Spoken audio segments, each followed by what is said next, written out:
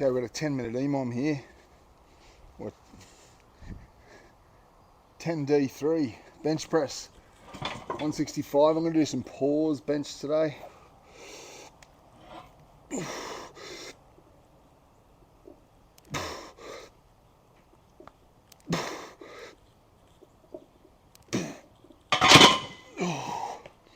Day 2 of dense. Every minute on the minute. I got 165 on the bar.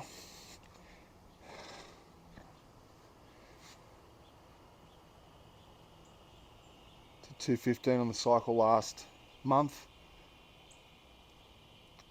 Without a pause, I'm just trying to get some speed off my chest and not bounce off my chest. So practicing that.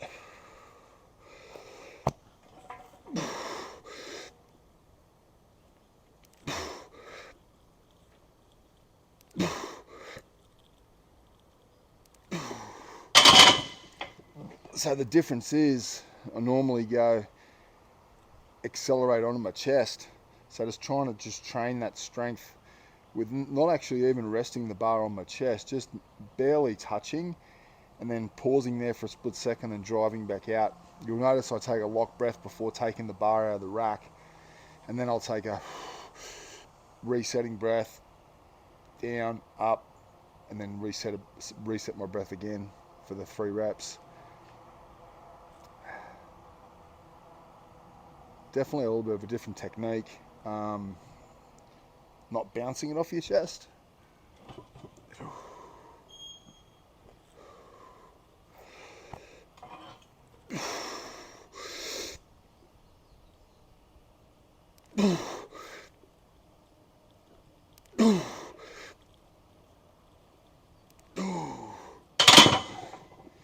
Yeah, definitely a little bit harder, but feels good. A little warm up here this morning inside, did a bit of foot juggling, a bit of hand juggling, some tricep and bicep blood flow.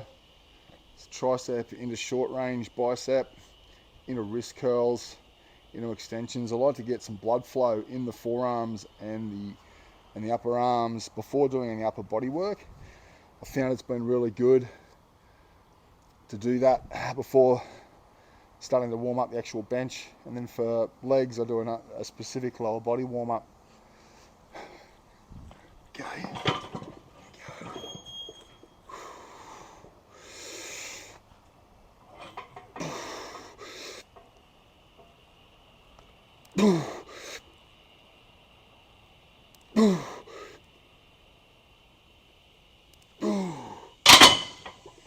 Okay. Set 3 in the bag.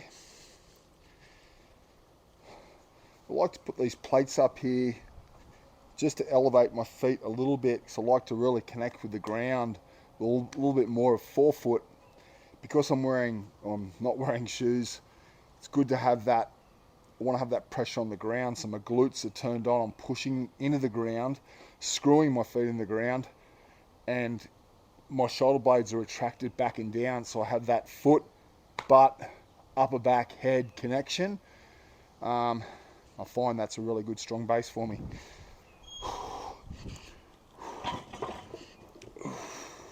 So feet are set, hands are set, bar's perfectly even. Breath, reset.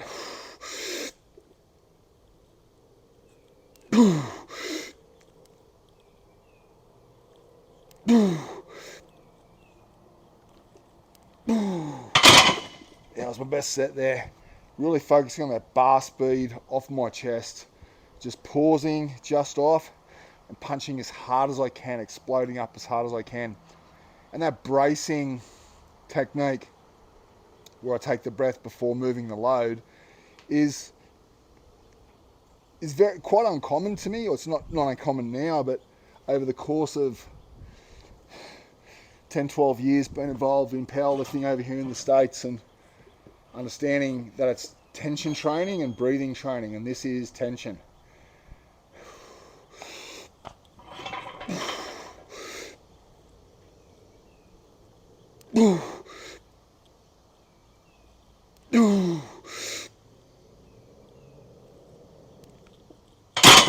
was a good set. Oh. Yeah, I think, specifically with CrossFit, it's been misunderstood that all it is tension training and breathing training. So when you're lifting on the rack, bench, any squats, overhead squats, pressing overhead, it's locking the breath and bracing, creating as much rigidity head to toe and as much postural strength head to toe that'll carry over to external weight lifted. It comes up quick.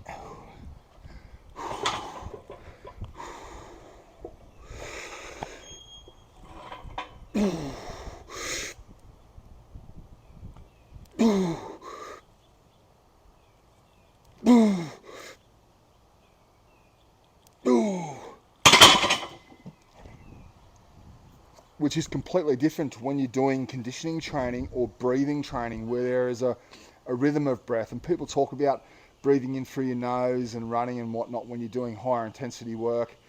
I'm not a fan of that. I'm a fan of breathing through your nose in a warm up and facilitating blood flow and oxygenation.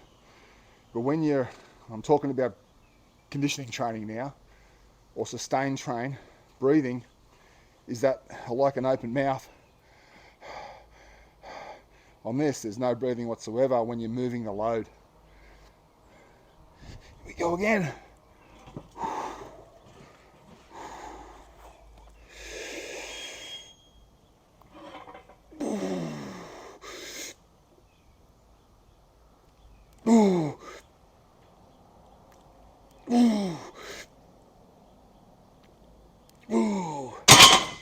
Love it.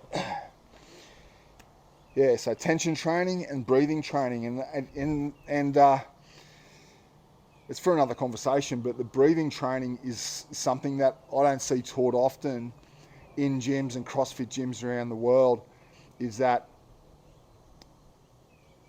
there's a full exhale on front and back, or at the flexion and extension on every exercise, at least two, on pull-ups, kipping pull-ups, toes to bar, all gymnastics. Kettlebell swings, box jumps, wall balls, thrusters, all that fun stuff, all the bells and whistles stuff.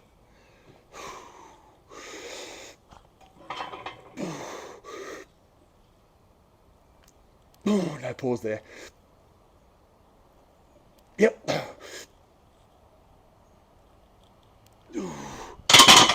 Yeah. There's 2 breaths at every rep. So on a kettlebell swing doing flexion training, on breathing training,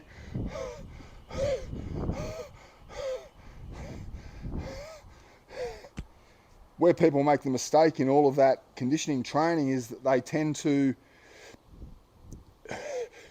hold their breath at the bottom of the rep, or when they're in a flex state generally, that limits their ability to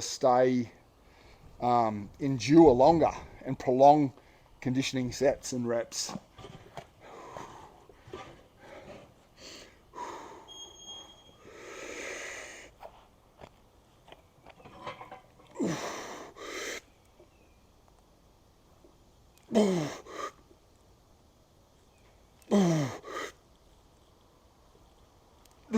Yep.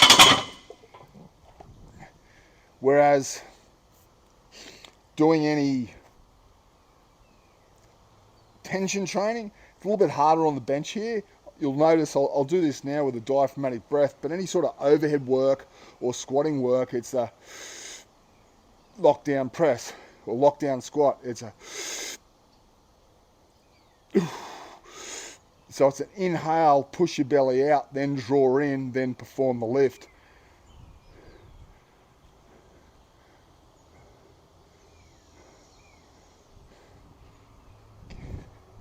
Okay, I don't know how many sets are on here, the clock's not showing well.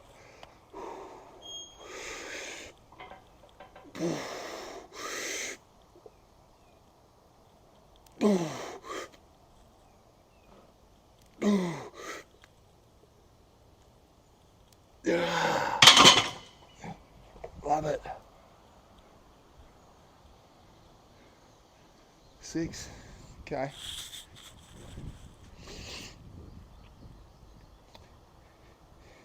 Yeah, so I'll show that now on the bench here. A little bit harder to do on the bench. You don't really need to do it. I found it's the one kind of tension lift that I found that the diaphragmatic breath, specifically doing this, isn't exactly necessary because you have that base. It's just a lot harder to do lying down, but you'll notice I breathe in, I'll push the belly out here. I'll do it consciously for you so you can see it. Performed, laying down.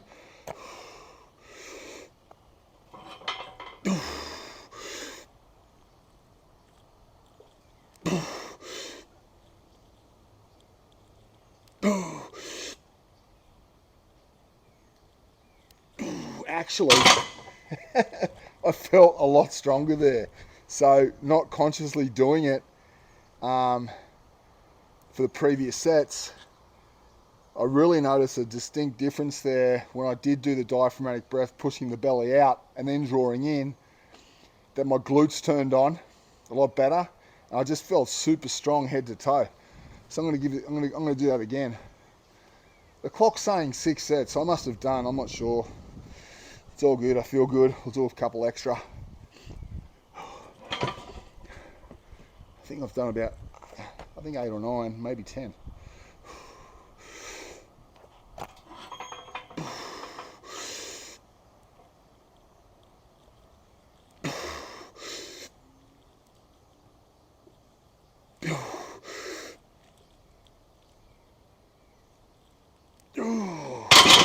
That felt really good.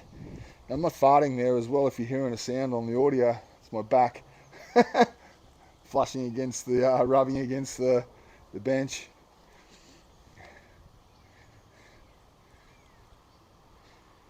There's 12 minutes on the clock here, so I reckon I'm close. Now, in saying that, like in regard to the lifting here for the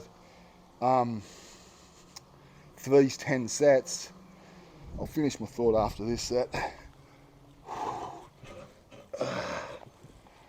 Just wanted to hear it. Under the barbell, it's game time.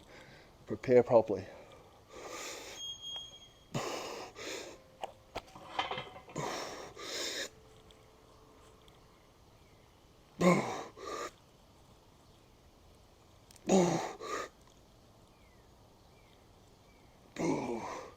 Didn't do the diaphragmatic breath there consciously or unconsciously. So where was I? So in this training set, so the overriding governor for the load lifted should be bar speed. But like I'm at 165 here, and I think I've done more than 10 sets now, and that's a pretty sweet weight. That's how you want to have the session be, and not be so it shouldn't be grindy, it shouldn't be fatigue really. You should be able to continue going after you finish the 10 sets, specifically for these training days. And I'm at the beginning of the month now, it's building into a 20 day of lifting, or 4 days, 16 days of lifting within 20 days in this dense strength format. So you want the sessions to feel good, and you want to be able to do at least probably 5 to even 10 more sets if needed.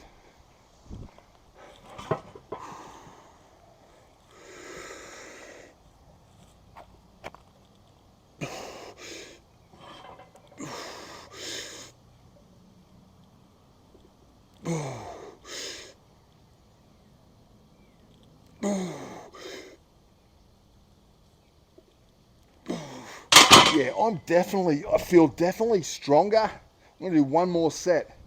When I'm doing the diaphragmatic breath, pushing the belly out, locking in, the bar is pushing off my chest that much more cleanly, and I've just, it's a real nugget that I think you can take away, and something you should be practicing is the diaphragmatic breath on all lifts, all tension lifts. But this bench press, which I've had a little aha moment with today, just taking the extra time, right, to go and then draw in. So I'm inhaling, pushing out, then locking down. And you'll see in between reps, it takes a little bit longer, but that little split second keeps you strong and safe. Yep. Yep.